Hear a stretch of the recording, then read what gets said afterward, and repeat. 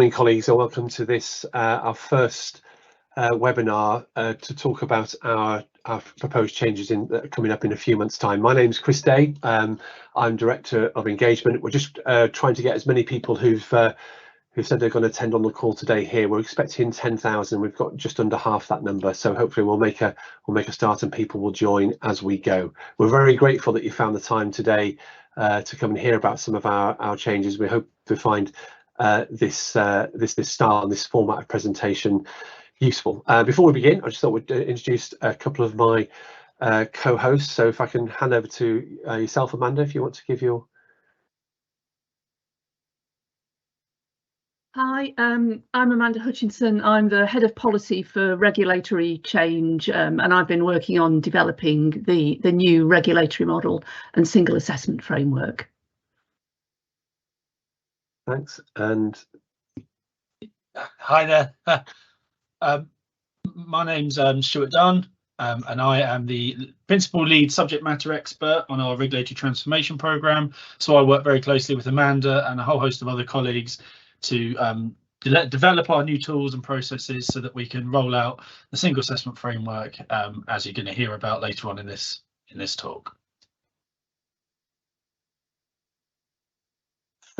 Thanks very much to both. We've got a couple of colleagues in the background as well who'll be helping us with the questions and answer sessions today. Ed Foster, Kat, Abigail, Jen and Steph. We're going to go through, they're going to help us with both the Q&A, make sure this information works for you. Just by way of housekeeping, if this is the first time you've used this type of technology, we'll do our best also to stick to time. We'll try and make sure we get through all the questions. The webinar is set up so, because there's now about 5,500 people on the call, it's set up so you can only hear us talk rather than people coming in and off mute. But you can use the chat function at the side of the screen to ask questions, and please do that so we can get your when you do that, please give your name so we know who we're responding to in the posts. We'll only answer questions that are related to the webinar topic today, but don't worry if any other feedback that you have about the recording or about today we'll pick up later as well. And for your information, the webinar is recorded, so it will be uploaded to YouTube and available to colleagues afterwards. So if you're coming on behalf of a number of colleagues, don't feel you've got to take loads of notes. You can use you obviously do take some notes, but you can look at the YouTube content afterwards. The slides also will be sent to you after this event together with that recording, so to make sure that's useful to you. So today's topic will cover how and when we're implementing our regulatory approach, and also talk about the provider portal. We'll talk about who will be the first to be brought into the new approach and the portal, and we'll also talk to you about how we will support you to prepare for that new approach as we approach autumn. It is one of a series of webinars that we intend to cover over the next few months. So between now and the end of March, we'll hold a number of topics. So look out for topics in coming up around quality statements and evidence categories in our new single assessment framework, how we collect and score evidence to produce a rating, and the frequency of assessments in our new regulatory approach as well. So this new approach is very much based on a strategy that we set out, an ambitious future for us and the organisation. The strategy determined, and the conversations that we had with you at the time, with providers, with people who use services, said that it was important to understand the quality of care, not just in an individual organisation, but in a local area, in a local system, so we could understand the issues around people's care and help keep people safe. Often when people move between different care settings, they fall through the cracks of that poorer experience of care. So we wanted to make sure that we built the single assessment framework, making sure that we could follow people through their journey, which is why the single assessment framework covers all the sectors that we regulate. And we need to make sure that our new and existing powers can effectively be worked together. So you'll be aware that we now, for the first time in a long time, have the ability to look at systems as well as individual providers, and we want to use what we know from our regulatory approach to providers in our systems work and vice versa.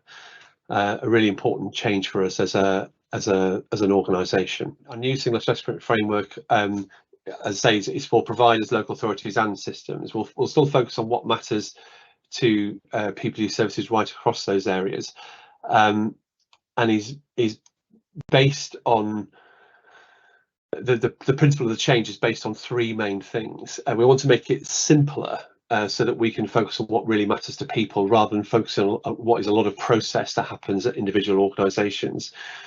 We also need to better reflect the care that people are actually receiving across different sectors that we regulate. And we want a framework that connects registration activity with the ongoing assessment of organisations. So ultimately, we're trying to create a clearer picture of the information that we hold about organisations and areas, so that people can have a better understanding of the care that they might receive, what's changing and why it's changing. We also want to be able to look at patterns and trends in that information, so that we can, when we write a report like State of Care, we can be clear about not just the local issues, but some of the national issues that are present, and in a sense what might need to happen at both a national level with government and government priorities, as well as what needs to happen at a local level. The assessment is still very much based on the 5 key questions that we began with many years ago, but with quality statements and evidence categories, we hope to be able to give providers a greater sense of what they need to do to maintain and improve service, but also to give a read across between what we do at a provider level and what we're doing at a system level. So Chris has talked a little bit about why we're changing and the structure of our assessment framework, and I think that really important point about how this is about how we help support providers to understand the kind of quality that we expect to see, and also the evidence that we need to see to make judgments around ratings. I think this slide, this is just a kind of key summary of the main ways in which we're changing, and again, I think those of you who've kind of taken part in webinars and seminars will have seen this before, but I think the key things that's changing is that at the moment we have 3 different frameworks for registration, and then for health, and also for adult social care, covering our 5 key questions, and they are duplicative and also not fully relevant to health and care today. So in future, we'll have a single assessment framework that covers all sectors, services and levels, and this will simplify things greatly for providers and for ourselves. What we look at won't change significantly within that framework, so the quality statements will cover, or do cover, a kind of very familiar set of quality issues, but how we do it will feel different. Kind of moving on to our assessment approach, so now we've got our separate monitor, inspect and rate sets and steps, and we inspect at a set point in time based mainly on the previous rating, so frequency is driven by the previous rating in most cases. In the future, we're moving away from a separate monitor, inspect and rate steps in our model, and instead use the information we receive, collect and analyse to assess providers more frequently and without being tied to set dates.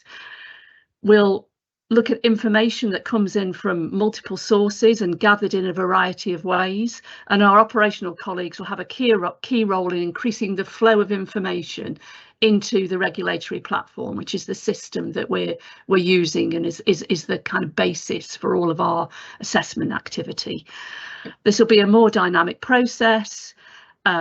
Information will be presented to colleagues in a clear and accessible dashboard through the regulatory platform, helping us to make better decisions.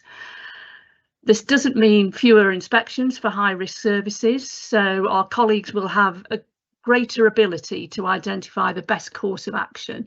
And this could be that they work in the local area to find out more information, or schedule a site visit to a service to observe care or speak to staff. And it's important to note that in settings where there's a higher likelihood of a close culture developing, we would prioritise these services for site visits. But more flexibility and improved prioritisation across all services means that we can focus our activity where it's most needed. Now, moving on to how we gather evidence and categorising and scoring evidence. So we make judgments against the ratings characteristics, and the key question ratings aggregate to give us an overall rating. So in the future, we want to be more consistent and transparent in our approach and how we make judgments on quality. And we want our ratings to better reflect the care people are receiving, and to be clearer about where a provider sits within a rating. So to address this, we're developing a way to categorise and score evidence as part of our assessments. And then finally, thinking about what's different about our reporting and outputs from our assessment. So at the moment, we publish long PDF reports that are not very accessible and take time for us to write and for the public to read. So in the future, we're moving away from these sorts of long reports and improving and taking a kind of more accessible approach, where we'll be able to give a much more up-to-date view of quality, and as part of this, streamlining the process around publishing reports and wider information about what we're finding in our assessments. And I think it's kind of really important to know that this isn't just about publishing reports, it's about other information that we want to be able to share. So it's about making a shorter, more tailored report, and also presenting more clearly detailed benchmarking information to help providers improve through the provider portal, and rather than that being published online.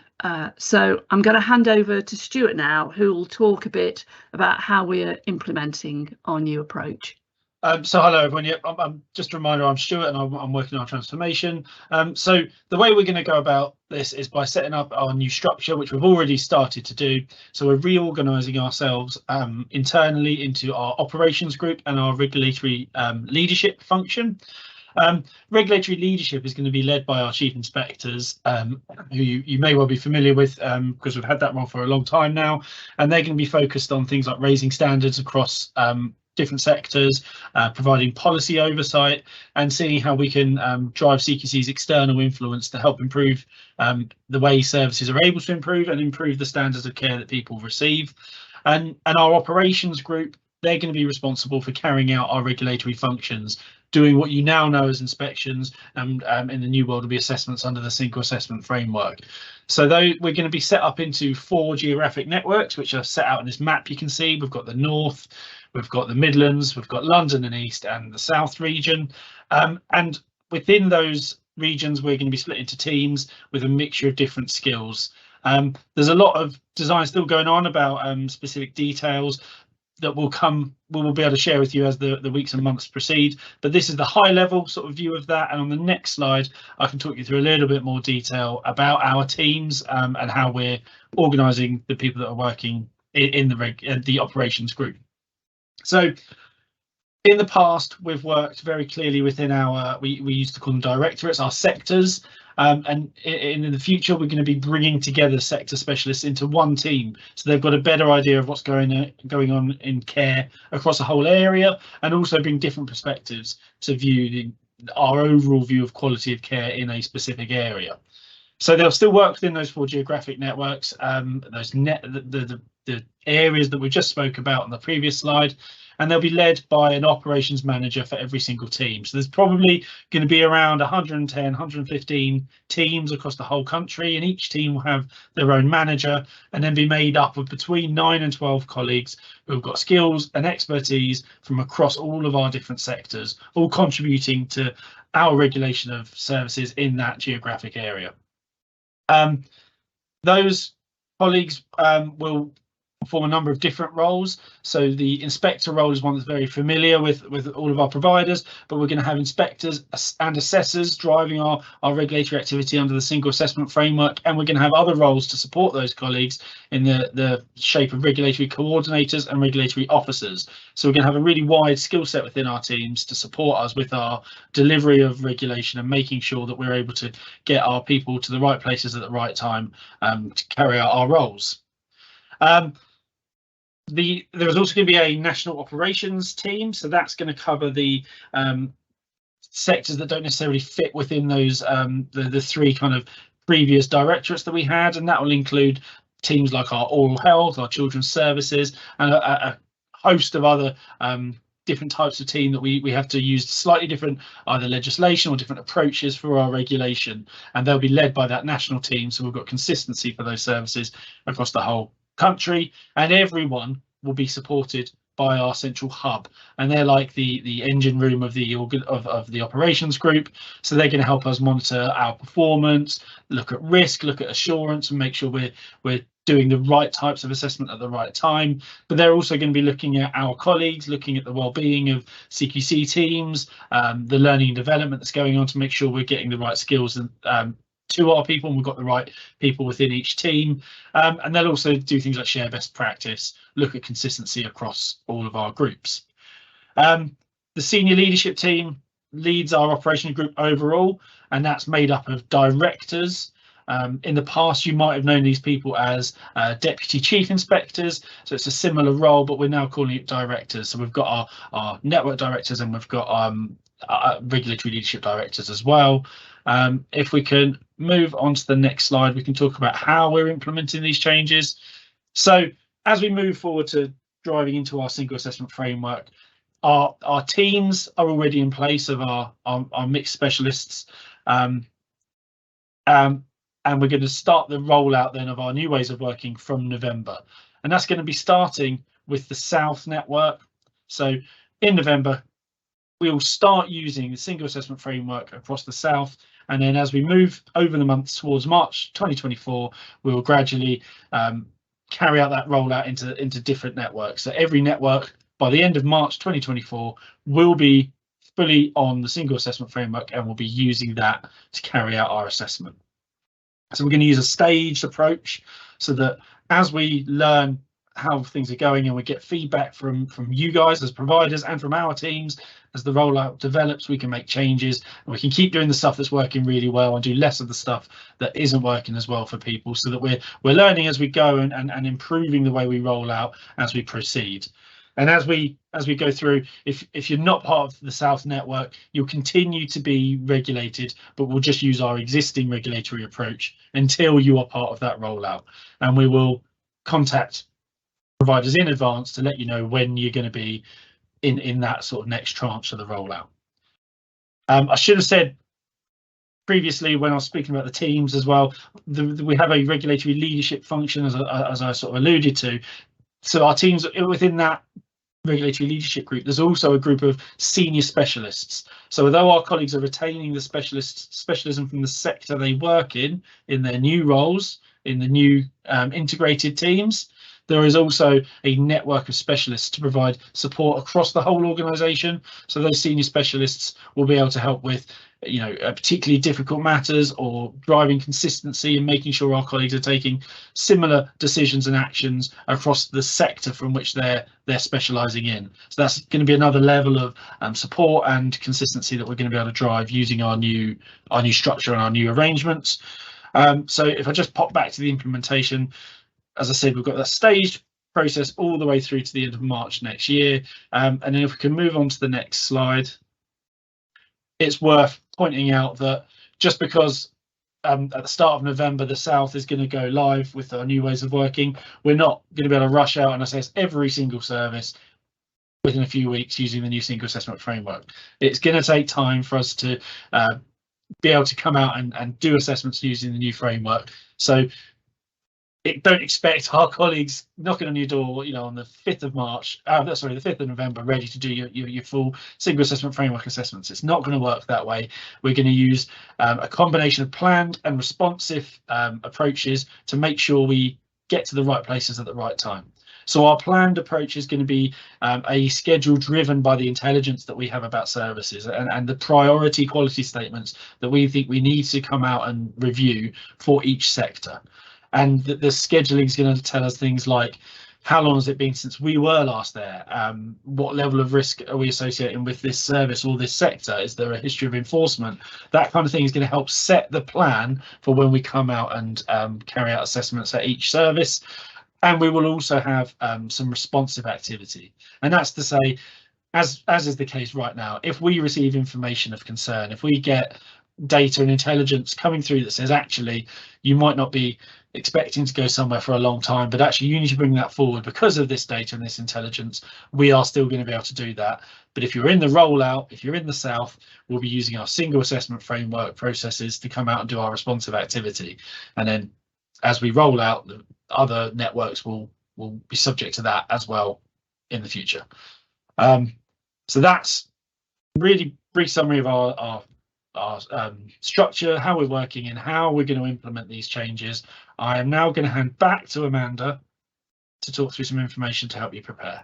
So obviously supporting providers to prepare for the change is an important part of the implementation process, and we've already published some guidance that describes our new regulatory approach. So we've published the quality statements some time ago, together with information about the evidence categories and also some information about our scoring approach. And over the coming weeks, we'll be publishing more. And the intention is absolutely to help providers understand more about our new quality statements and how we'll be assessing services differently. So the information that we're aiming to publish by the end of August is information about how we'll apply the assessment framework at registration, the policy position on how often we'll assess providers, detail on how we'll transition between our old model and a ratings model that's underpinned by scoring. And then also for each sector or service type, a set of priority quality statements that we'll look at within a defined period. So this will be the kind of minimum level of activity a particular sector could expect to see. And this is part of how we're setting our frequency in future. The evidence that we'll look at in order to assess each quality statement, and that's for each sector or service type, and also detail on how we'll regulate certain types of providers such as NHS trusts, so including well-led assessments, and then also information about how we're approaching services that we don't rate, such as dental providers. And we want to give providers 2 to 3 months notice ahead of any major changes, so that kind of sets the schedule for kind of publication of further guidance and information. And we'll be sharing that through email bulletins and supported by a communications campaign. And we'll also be having monthly webinars up to March 2024, where we'll talk through elements of the new assessment approach in detail. But yeah, in summary, more guidance is in the pipeline. So just to give a bit more detail on how we'll keep you informed. So earlier this week, we published a public news story on our website highlighting the timeline and to introduce our new regulatory approach. As I said, we'll also share updates like this with all providers through email bulletins and on social media. And also, yes, as we said, we'll deliver a series of webinars to describe the detail of how we're changing, but lots of ways in which we'll be keeping people informed of the change and the detail of that. So now handing back to Chris, who's going to talk about the new provider portal. So I'm going to talk a bit more about the provider portal. So this is we're creating a new portal that will enable you to simply and easily share information with us. You'll probably be familiar at the moment that often you are sharing information with us on long Excel documents which go between us and you, where we're collecting information in what can be for you quite a burdensome way. What we want to try and do is to make it easier for providers to share information, to collect information in a more structured way. We also want you to be easily able to validate the information that we hold about you that we can't get from other sources. You may have had experience of the portal, an old portal before for registration. This is a far enhanced portal which will not just look at making it easier for organisations to register or indeed change their registration at any time, but to submit notifications to us, to share information, to apply changes to the registration, and to use their accounts to manage contact preferences.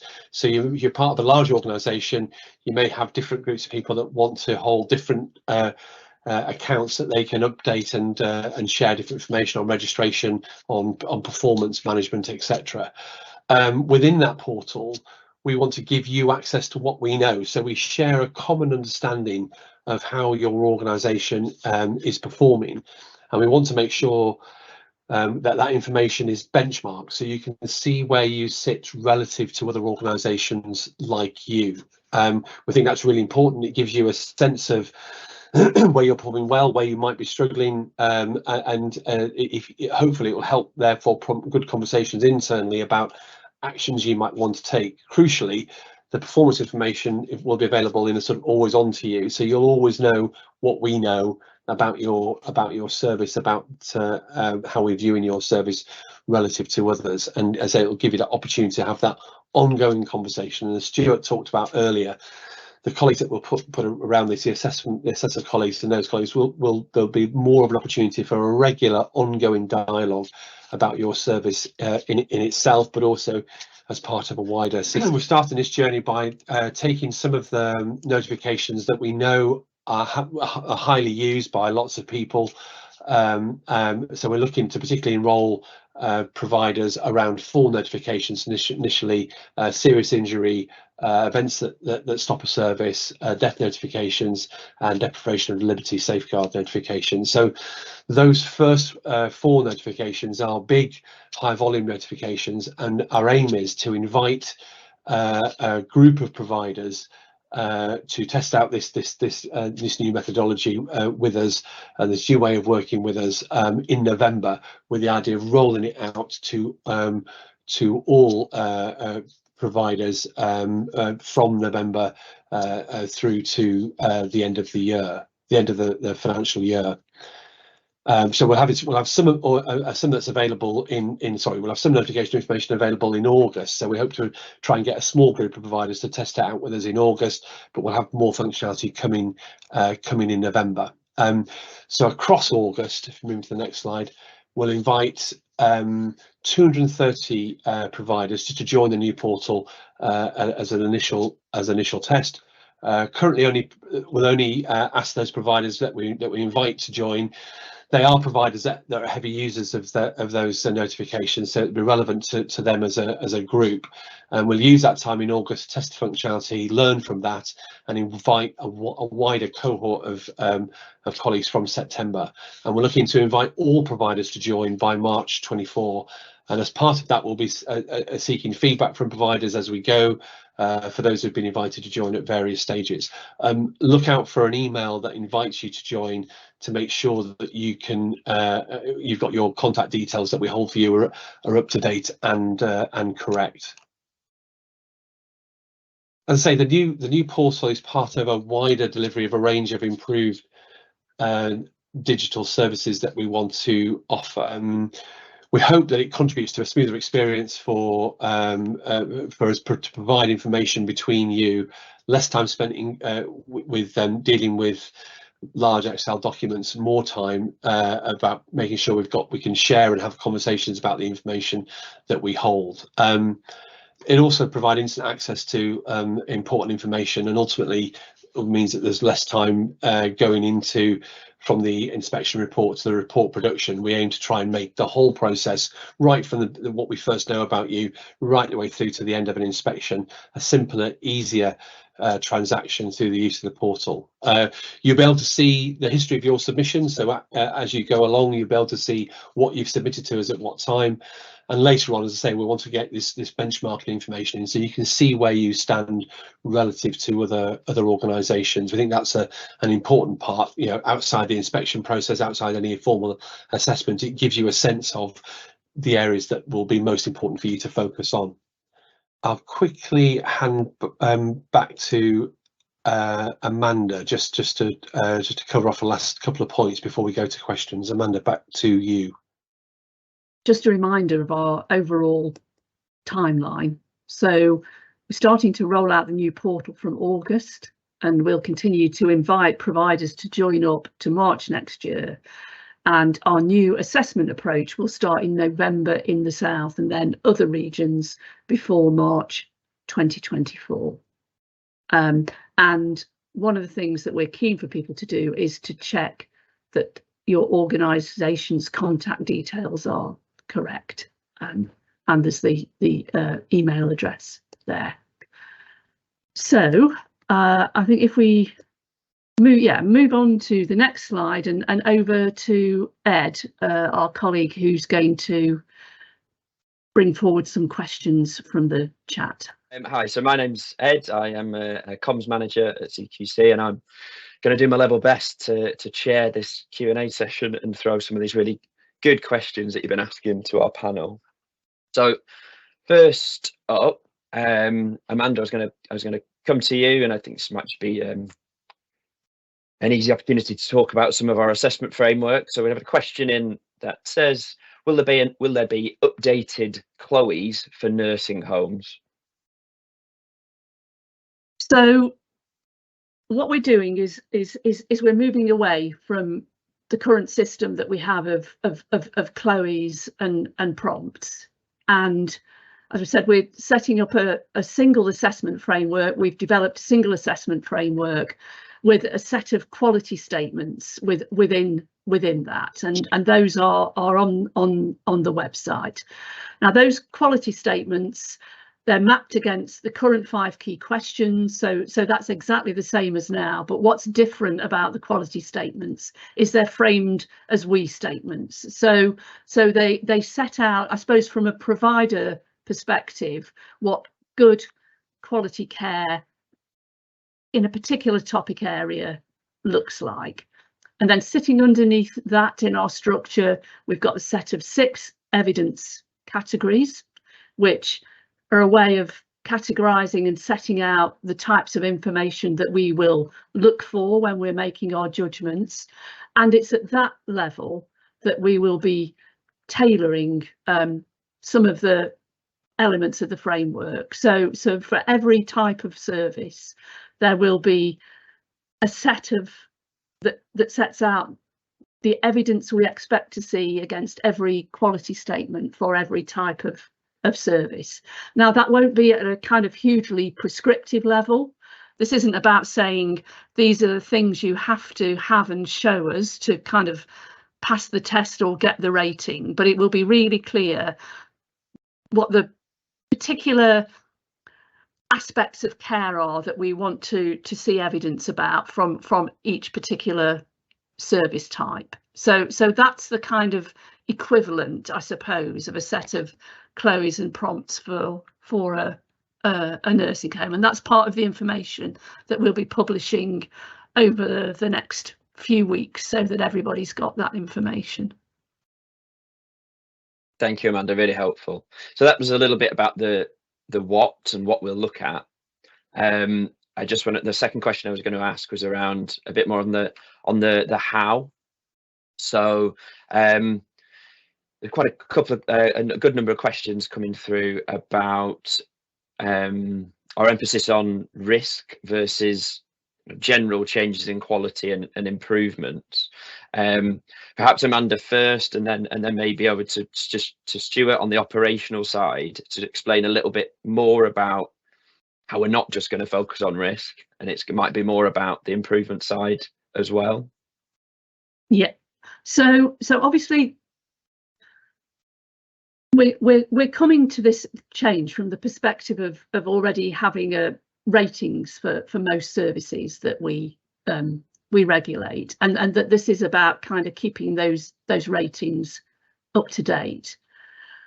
And it's important in doing that we're not just driven by information that we receive that's about risk in services, but we're also, I suppose, taking a more kind of proactive approach, which allows us to kind of keep that view of quality across all services we regulate and how that's improving, as well as potentially presenting some risks for people using that service. So in future we will be, and I think we've set some of that out in the slides, we'll be kind of setting a minimum set of quality statements that we're going to look at for each type of service, and that's something that will apply to kind of all services in that type of service that we regulate, and that will enable us to look proactively, as I said, gather evidence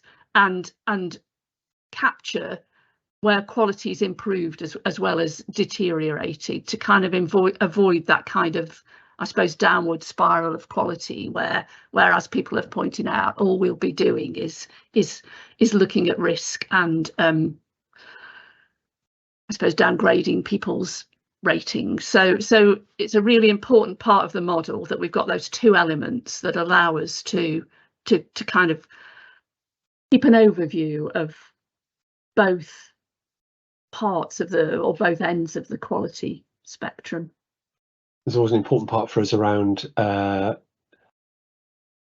to understand what's working well and why. So I think, just to build on Amanda's point, which is absolutely right, I think we will continue to look for how services are changing to respond to the climate that they're in, and it's important that we can have that wider perspective, because it helps us understand how sectors are changing, how services are changing. There's also an important part for me about the link between the provider assessment and the system assessment. And when we're making judgments about how different parts of the health and care system are working together, we need to understand more than just the risk. We need to understand how that, in some senses, how the risk is moved and shared between different parts of a system. So I fully endorse what Amanda's said, and I think it's important for us that we maintain an understanding of how services are changing and improving, as well as looking at relative risk in a system. Thank you, Chris. So next question was just about the provider portal. There's a lot of questions on that. One of those was around how does the PIR, and that is the provider information return for, I know some sectors we don't use those in, but there's a question here about how does the PIR fit in with the provider portal, and what are our future ambitions for that piece of information collection? Yeah, so I mean, the PIR is an important part of what we do at the moment in some sectors to gather information about a service. The aim of the portal is to make that process of gathering that information easier and simpler today. So for those of you who do have to give a PIR, that's the very large Excel document that sometimes travels between ourselves and yourself. The aim of the portal is to do two things. It's to make sure, if it's possible, to get the information that we need from another source rather than from a provider. So is information we're sharing agreements with NHS England, with local authorities, with others, we will try to get that information from other places and place it in the portal. We may well still ask for you to provide information. The benefit of providing it in this way is that the information stays accessible to you and to us, so that we both can see what we know. We can both see what other organisations have provided to us regarding your service. So I think it changes the nature of what you need. The PIR was always about trying to understand, potentially before we inspect, what we thought of a service. What this is about is more having a more real-time view of how a service is performing in a wider context. So it should be easier to get information from other sources, augment that with what a provider can give us themselves, but to hold a current understanding of what we both think with the provider portal. So it's not in an email buried somewhere in an Excel document. It's available to us both, so we can both understand how a service is performing, how it's changing. I hope in time it prompts good conversations between ourselves and yourself around why things are changing and how they're changing. I think that's the good part about regulation, where it prompts those good conversations to understand why is something improving, why is something declining. So, but the idea is that it would remove the need for the Excel document version of that, where possible it would get information from elsewhere, but it would be an ability for us to be consciously aware of what we know about your service together. So it's there for you and it's there for us. Thank you, Chris.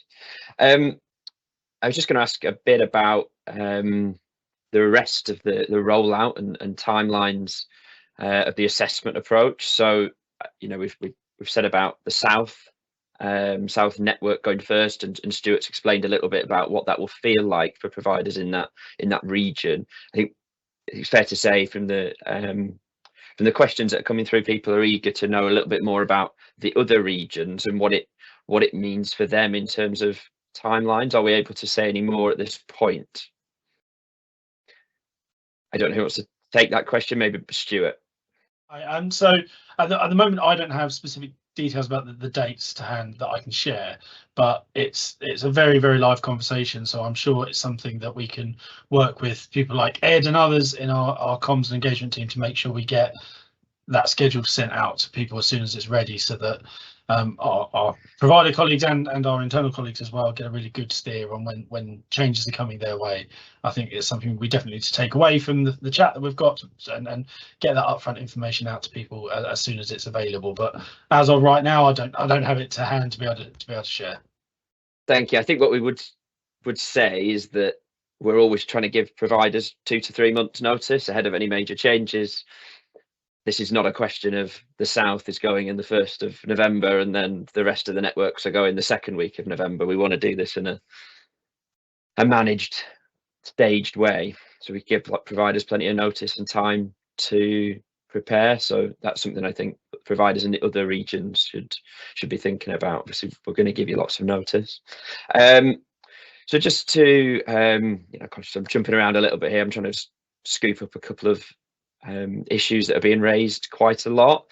I wonder if the panel could tell me a bit more about the reporting process following our assessments and how that's changing, how that's going to look differently in the new world. Amanda, perhaps if I come to you first on that. Yeah, so because we're not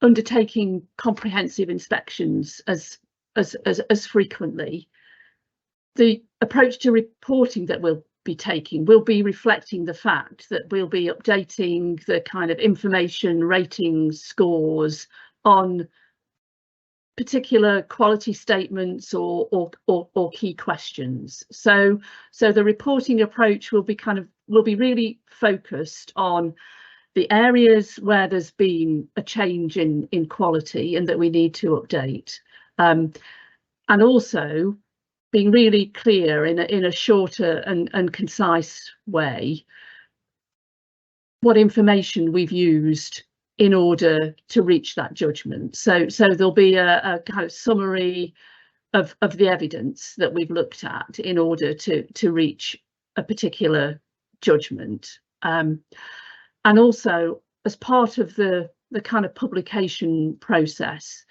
we'll continue to run a factual accuracy process in the way that we do now. And again, we'll be sharing more detail of how that's going to work. But in essence, when a provider or a member of public looks at our website, they'll have a full set of information that reflects everything we know about the quality of a service at a point in time, and some of that will have been updated more recently, and will be completely clear about the dates for the kind of different elements of the assessment that we've updated.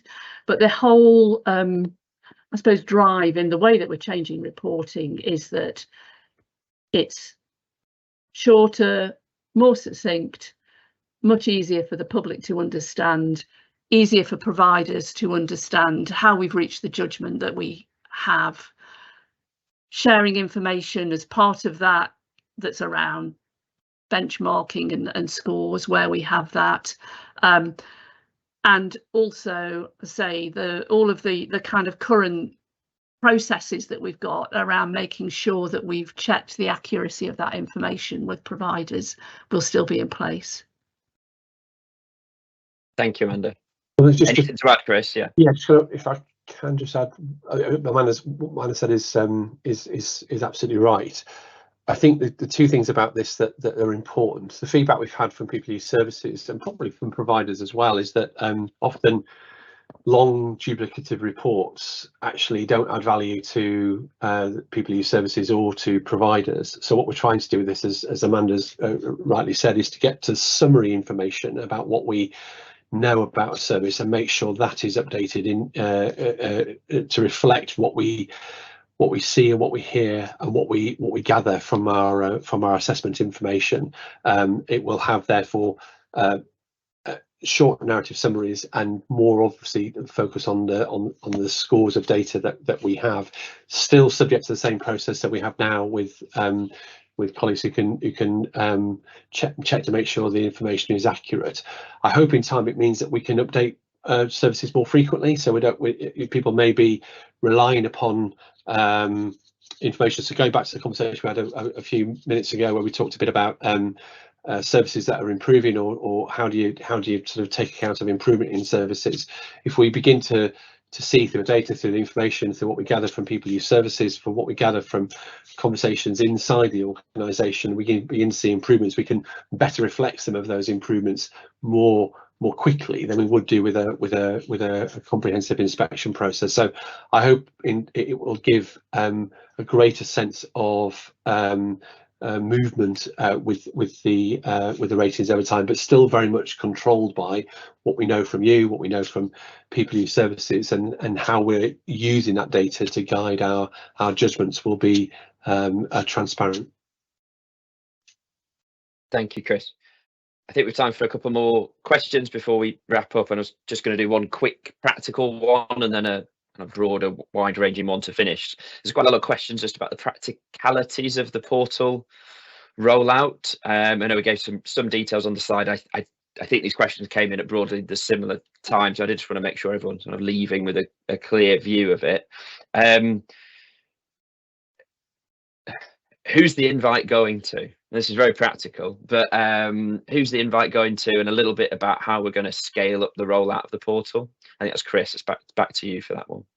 So the invites will go to the nominated individual that we have on our record. So obviously, as Amanda said, it's important to make sure we've got the correct details for the nominated individual for your organisation. So it will go to them. And that's how we'll create the first accounts for the organisation. And I mentioned those 4 areas of notifications. We'll focus on those 4 areas of notifications first. We'll then seek to develop and roll out, both in terms of the number of organisations that we bring on board, as well as the additional notifications that we and other information that we want to roll out in November and beyond. But if you want to make sure that you get that right nomination at the right time, the nominated individual is the person that will be sending that email to. So make sure that the records are correct. I think I'm sure in the vast majority of cases they will be, but just make sure your records are correct for who the nominated individual is for your organisation, because it's them that will get the email. Thank you. So just going to ask a last question to everyone on the panel. So a lot of the question that we often get is about consistency in our approach. There were some specific examples in the question that have the questions that have been asked around how we've applied the DMA in general practice, for example, but we know that consistency is a big factor that providers raise with us. I wonder if each person on the panel could give me one way in which our new approach is going to help with consistency. Hopefully a nice question to finish on. Amanda, I'll come to you first.